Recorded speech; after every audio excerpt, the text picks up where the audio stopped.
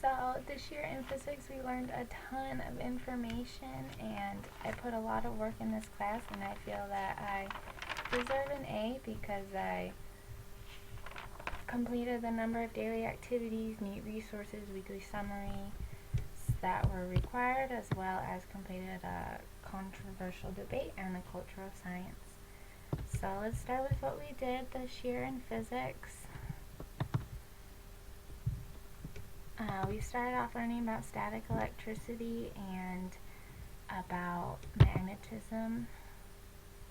So here's kind of us working with a multimeter and learning about Ohm's law, as well as building a direct DC motor, and basically this is just converting electric energy to mechanical energy in the form of rotation.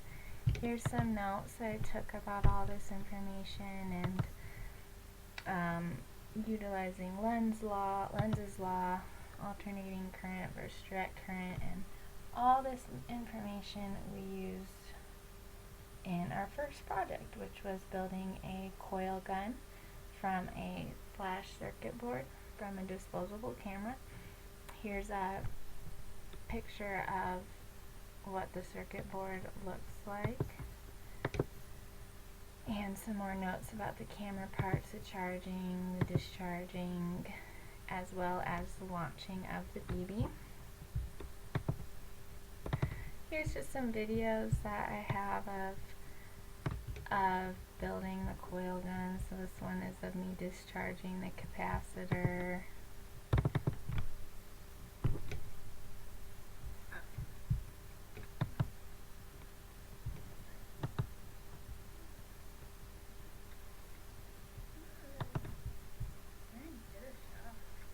I was kind of nervous. This was the first time doing it.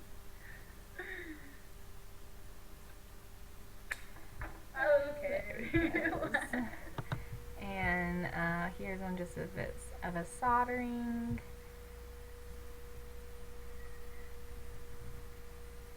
As well as charging and discharging the flash circuit board. Here's some of the launches. I'll show you this one here.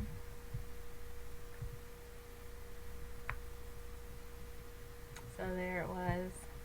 I don't think I saw it the first time.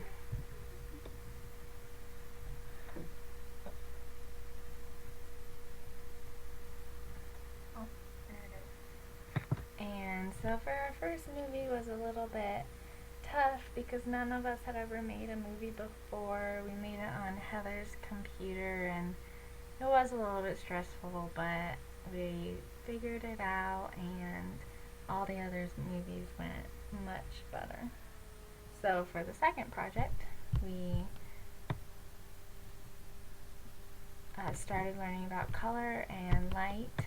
So here's this activity from class to help us learn a little bit more about all the primary and secondary colors and how they are absorbed and refracted. And we also built ray diagrams. So here's one when the object is outside of the focal point, and then here's where the image would be, and here's when it's inside the focal point, and then where the virtual image would be. We learned about all the wavelengths, and we also learned about radio, X-ray, gamma ray, visible light. And here's us starting to build our telescope, as well as building the Galileo telescope and looking at the moon. And here we tried to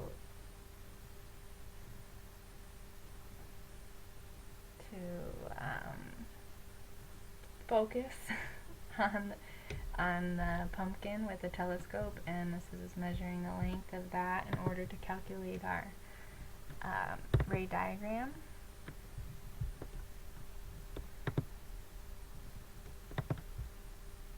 And then for our astronomical project, we had Hubble. So here's just some information I found about the history of the telescope, as well as all the mission trips that were, or servicing mission trips that were done.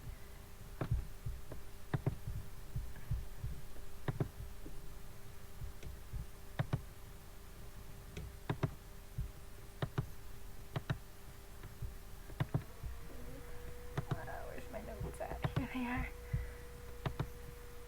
So here's some more notes about the Hubble, as well as some of the light optic labs that we did.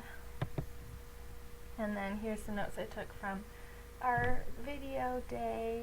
Unfortunately, ours vanished somehow, but we were able to show our video to David, which was good at least. So we learned about the Mirror Lab, the LSST, which is not yet built, but it is going to be a much deeper view of the galaxy, as well as a wider view. And then the Spitzer, which is infrared camera, the VLA, the Very Large Array, which has a lot of telescopes, and they use all of them to create an image. And so then on to the third project. For this one we chose a application in modern physics, so our group chose thermography, and we decided to interview DenovaScan. And so here's just some questions I thought up of to ask Tina Clemens. I don't know if it's up here, but Heather has all of our footage from the interview, but I really enjoyed the interview. I had not known what thermography was, and I thought it was very informative.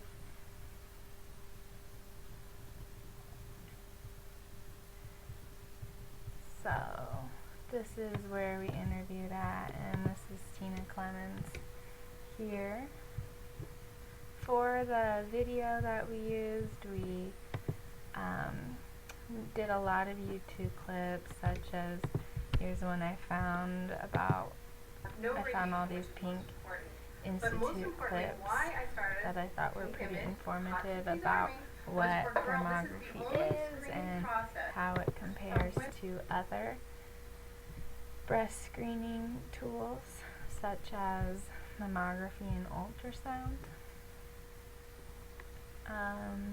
Here's the kind of objectives that we did for the video.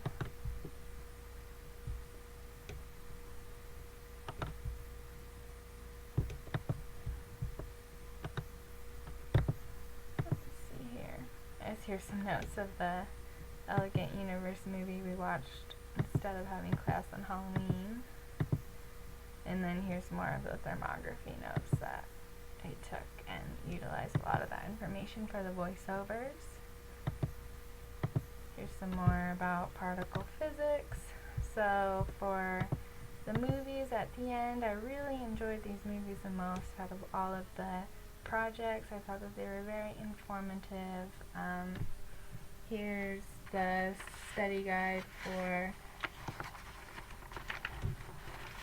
EMP and the X-ray and MRI group, as well as the Gamma Knife. I particularly liked this one. I had never heard of Gamma Knife either, and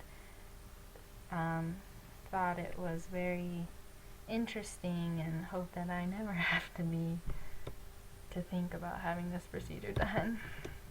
Also, the laser, I liked this video a lot too, and being able to see the cat and the laser surgery that was performed on it.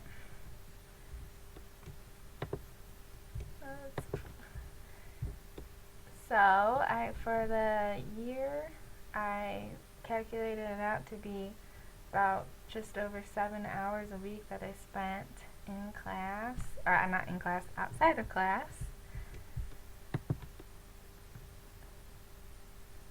And I do think that I deserve an A because, as you can see, I took a lot of notes and definitely was at class pretty much. I think I only missed one class, and I was engaged in class and took video or pictures and things like that. As far as the weekly summaries are concerned, I did do most. Here's all the weekly summaries, and I was able to kind of apply the things that I learned in class to my everyday life, such as the beginning. One of the earlier summaries, I talked about transformers and learning how they are utilized when traveling and how you are actually stepping up the voltage when you travel, because you're stepping up from 120 volts, which is what you use in the US, to what they use in other countries, 220 volts. And then later I learned about focal length and how got a better understanding how this is not the length of the lens, but rather the point that light converges or diverges. A decreased lens is used in camera, gives a wider image, and increased focal length magnifies and is used for telescopes and magnifying lenses. Learn more. I applied my research from acupuncture to my job at a physical therapy clinic, because now dry needling is being used and it is being compared to acupuncture a lot, as well as just learning about the importance of incorporating technology into the school system. A lot of our discussions were about this, as well as monitoring technology in order for it to be used effectively, and just how to use technology in itself. I never made screencasts before this or heard what a smart pen and LiveScribe was, which is something I'll utilize in grad school, as well as how to make videos. The biggest application I learned was thermography. This was very applicable to my life because I am a young female who needs to start looking at my options for breast cancer screening, and this was something I never heard of before and will definitely utilize. I love that it's non-invasive and something that I can start very early.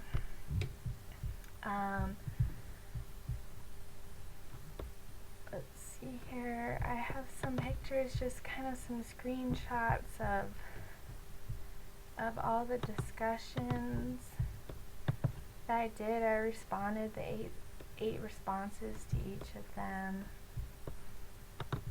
as well as did all the neat resources. Oops, where'd they go?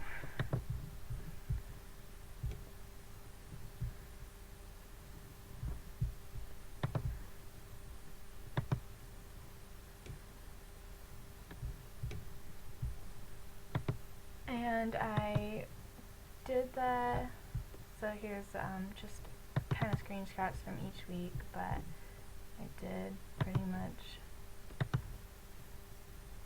all of them. The Digital Nation, the Waiting for Superman, all of the discussion prompts. So here's some of my posts there, as well as I do have to respond to all of the control device prompts, but I will be doing that this week. Here's I did a pro and a con side, about 1,000 words, 800 words on each side, and then the intro. And I think that is about it. The cultural science, I went to the space junk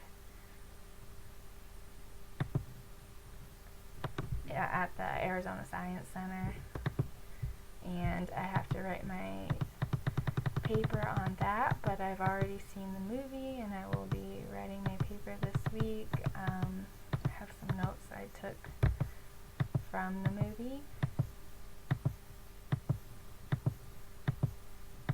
somewhere here. So overall